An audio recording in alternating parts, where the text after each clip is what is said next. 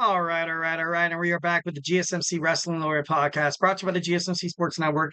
I'm your host, Eric Rodriguez, here every Monday through Friday, 8 p.m. Pacific Time, 11 p.m. Eastern Time. Here to talk about all things professional wrestling, all the action inside and outside of the ring, superstar, news, rumors, promotional rumors, WWE, AEW, you name it. I just kind of reflect on what we talked about right quick. We talked about our WWE SmackDown preview. We talked about my Thursday Night Wrestling review. We step into the ring of TNA Impact and the world of Ring of Honor. And then we recently talked about my SummerSlam predictions. Who's going to win the titles here? It looks like a pretty juicy match card. SummerSlam taking place in Cleveland, Ohio, Cleveland Brown Stadium on Saturday. So it should be pretty dope. But we're going to talk about, will WWE ever give AEW a chance to work with them? Honestly, it's right now, like what I mentioned before, it's kind of like 85-15%, like a huge no. But for the first time since 2001, you kind of have two wrestling corporations that that are kind of going not head to head, so to speak, but you kind of giving somebody a run for their money. Kind of like, alongside the support from the co-founders, Cody Rhodes and the Young Bucks and Kenny Omega, Jacksonville Jaguars owner Tony Khan launched All Elite Wrestling in 2019. And I think they're doing really, really well. They have a major television deal, strong crowd, an amazing presence on social media, top free agent acquisitions. Its strongest year was in 2021. Of course, that's when they had CM Punk along with Cody Rhodes and stuff like that. They've had some pretty good ratings for being in such a small wrestling promotion. Turner Television, once again, putting their chips all in with All Elite Wrestling and Tony Khan. And I think it's panned out. Honestly, I think it's panned out 1,010%. And, unlike, back in 2001 with WCW, it was on cable network. Not a lot of people probably could afford cable. I definitely couldn't afford cable and stuff like that. As soon as I did, of course, I watched Nitro and like Thunder and Raw. But now social media just makes it so much easier. Now you can just pay for a subscription for Peacock and get wrestling pay-per-views that you usually pay like $50 to like $90 worth. I remember buying the Royal Rumble in 2006, and I think I paid like $70. It was a lot. My mom was pissed, but she knew I liked it. She knew I was a huge wrestling fan, so definitely kudos to her. Thank you, Ma. But something that All Elite Wrestling should never really hang their head low about is that WWE has been along since the 80s. WWF.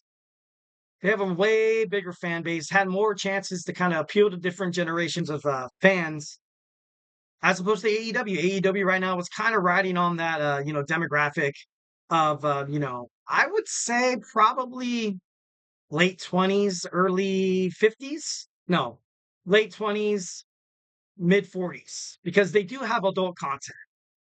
Where girls, they're doing their thing.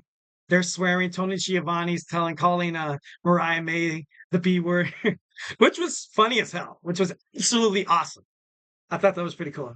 You have blood, so much blood in so many matches. You have the Anarchy in the Ring match, Darby Allin lighting people on fire. It's great. I love AEW. It's definitely a new twist and turns, but a lot of speculation surrounded AEW, especially when Tony Khan was open about it. Tony Khan does at times, he called WWE the Harvey Weinstein of the wrestling industry, but that's just talking smack. That's just, talking smack about your enemies, which, overall, it heightens up the crowd. Gets the crowd interested, gets them into this wrestling battle, like promotional battle, a war, the new Monday Night War, which I don't think it is. It will never be the Monday Night War. I know Eric Bischoff gives a lot of hate to Tony Khan and AEW because people always compare it to WCW, and it'll never be the same. It never is the same. And AEW, why would you even want to be like WCW, dude? Recently, you saw Shane McMahon meet up with Tony Khan. Shane McMahon said he took the meeting with Tony Khan. basically saying that he's, wanted to talk, congratulated him on his business being successful since 2019. That's huge. They survived the pandemic. Any small business or any business that survived the pandemic is, looking pretty good. 1,010%. Shane McMahon went to WWE first, was ultimately torn down because Shane McMahon ultimately wanted to step back into the ring. But after you saw at WrestleMania 39, where he attempted to do a move, he had a booking with The Miz and Snoop Dogg where he ultimately jumped up towards ACL, I think it was. I don't know, something. It was crazy. It's like, oh, Shane, you know what? You're not really cut out for the ring. So Shane was like, all right, then screw you. I'm going to AEW. The talks of Shane McMahon possibly join AEW. Even Jim Ross said it. AEW needs Shane McMahon. Shane McMahon could definitely be. You see it with Chris Jericho on the learning tree. Chris Jericho, he's getting up there in age, but he's still able to put on some good matches. He's the leader of a faction where he could be like, kind of reminds me of like the Millionaires Club in terms of WCW. Not like WCW, but, would kind of give me that feel where Shane McMahon would ultimately kind of have a little stable in himself. Maybe he devises a team to take down the Elite. That would be actually a pretty good storyline, to be honest. Maybe AEW should hire me, dude. I'm just kidding, no. But no, I would love that. That'd be awesome. But Chief Content Officer Triple H. He kind of when he took over WWE, he knows about professional wrestling. He has he has working relationships with the likes of TNA right now and pro wrestling, NOAH. And it's been confirmed that WWE, wants to say that AEW, WWE future, they have no interest in doing it. And I don't know, I think that's stupid. I don't like that. So Executive Vice WWE Executive Vice President and Talent Relations and Head of Communications Chris Legentle declared that WWE has no interest in working with AEW on a combined card.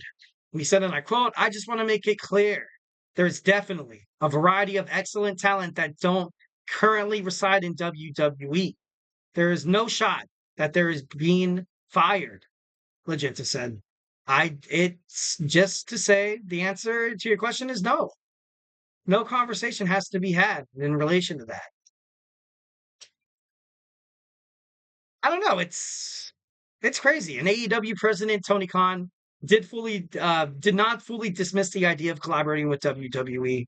Should the appropriate opportunity present itself, he said, and I quote, he said, if WWE came calling to you, no, he was asked if WWE came calling to you, not even necessarily a collaborative show, but just to share talent, share promotion, would you consider AEW to be open for a business with WWE? Comicbook.com's Liam Crowley asked Tony Khan. And Khan answered, he said, it's an interesting thought. Khan responded, it would, depend on the circumstances. You have both promotions having huge, absolutely huge, PLEs happening. Obviously WWE with SummerSlam, AEW with, All In. You have Bryan Danielson putting his career on the line against, Swerve Strickland's AEW World Heavyweight Championship. Lastly, that I'll kind of, before we put this thing to bed, it just kind of sucks because if you were both a WCW fan and a WWE fan, like I said, I know AEW is not like WCW. But we wanted to see matches like Sting versus The Undertaker. We wanted to see matches like DDP taking on Triple H. We wanted to see Booker T take on Shawn Michaels. We wanted to see Goldberg take on, Stone Cold Steve Austin and stuff like that. They're just the NWO taking on D-Generation X at a Forbidden Door pay-per-view. So like more of a modern day. Just imagine if you had Seth Rollins against Hangman Adam Page. Ooh, that'd be so cool. Oh my God. Kenny Omega taking on AJ Styles. That would be pretty damn awesome. That would be amazing. Maybe Roman Reigns, Jon Moxley, Seth Rollins comes back together to take down the Elite. But, we're not going to see stuff like that. You know what I mean? Like Cody Rhodes taking on Swerve Strickland would be pretty damn awesome. If I admit, oh, God, it's Will Ospreay. Oh, Will Ospreay would he'd have such a great match against Seth Rollins. That would be an amazing match. Dream match, to be honest. But, it's never going to happen. Sorry, AEW fans. Sorry, WWE fans. It hurts me too. I absolutely hate it. I despise it. It's disgusting. But, it's maybe they'll wise up in the future. Hopefully they do. For the wrestling fans. All right, moving on to our fifth and final segment. Like every Friday, I leave you guys with something to ponder about. Over the weekend, we're going to talk about my wrestling news roundup. So, hey, do not go anywhere.